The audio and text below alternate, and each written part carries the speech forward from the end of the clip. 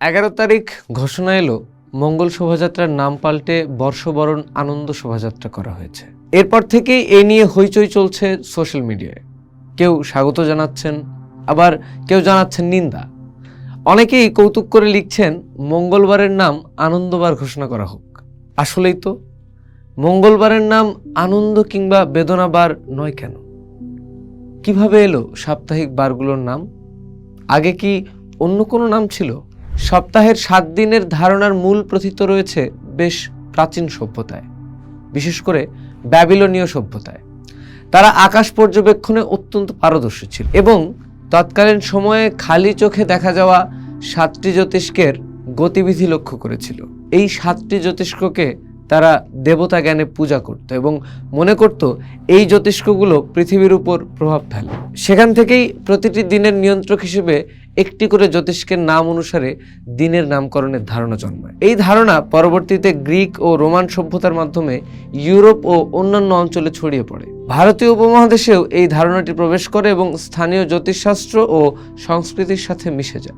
বাংলা সপ্তাহের বারগুলোর নামকরণ মূলত সংস্কৃত নাম থেকে এসেছে এবং এর ভিত্তি হলো হিন্দু জ্যোতিষশাস্ত্রের নবগ্রহ। যদিও নবগ্রহে 9টি জ্যোতিষ্কের কথা বলা হয়, সপ্তাহের 7টি দিনের নামকরণ প্রথম 7টি প্রধান গ্রহ বা জ্যোতিষ্কের নাম অনুসারে করা হয়েছে। এই গ্রহগুলোকে এক একজন দেবতা হিসেবেও বিবেচনা করা হয়। আসুন প্রতিটি বারের নাম ধরে ধরে দেখি। শনিবার। সপ্তাহের এই দিনটির নামকরণ করা হয়েছে শনি গ্রহের নামে।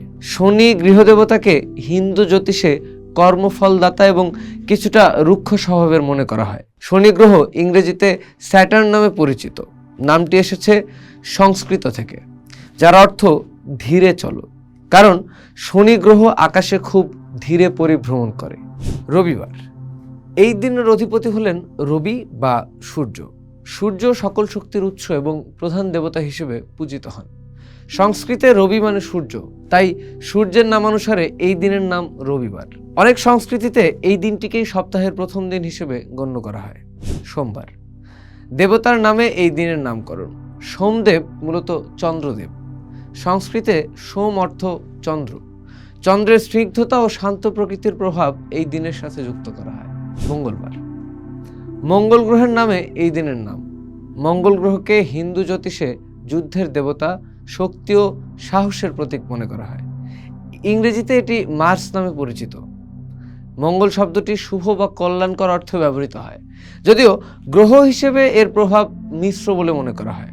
বুধবার। এই দিনের নামকরণ হয়েছে বুধ গ্রহের নামে। বুধ গ্রহকে জ্ঞান, বুদ্ধি, যোগাযোগ ও ব্যবসার কারক গ্রহ বা দেবতা হিসেবে গণ্য করা হয়। ইংরেজিতে এটি মার্কারি নামে পরিচিত। বৃহস্পতিবার।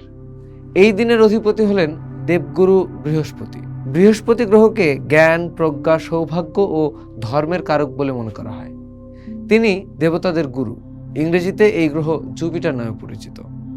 বৃহৎ এবং পতি, স্বামী বা প্রভু, এই দুই অংশ মিলে বৃহস্পতি নামটি গঠিত, যা গ্রহটির বিশাল আকার এবং গুরুত্ব নির্দেশ করে। শুক্রবার। শুক্র গ্রহ বা শুক্রাচার্যের নামে এই দিনের নামকরণ। শুক্রাচার্য ছিলেন অসুরদের গুরু। শুক্র গ্রহকে সৌন্দর্য, প্রেম, শিল্পকলা ও ঐশ্বর্যের কারক বলে মনে করা হয়। ইংরেজিতে এটি ভেনাস নামে পরিচিত। সরাসরি বাংলা অঞ্চলে এই গ্রহ নক্ষত্র ভিত্তিক নামকরণের আগে অন্য কোনো সুনির্দিষ্ট 7 দিনের তালিকা বা নাম প্রচলিত ছিল কিনা তার সুস্পষ্ট ঐতিহাসিক প্রমাণ মেলা বেশ কঠিন।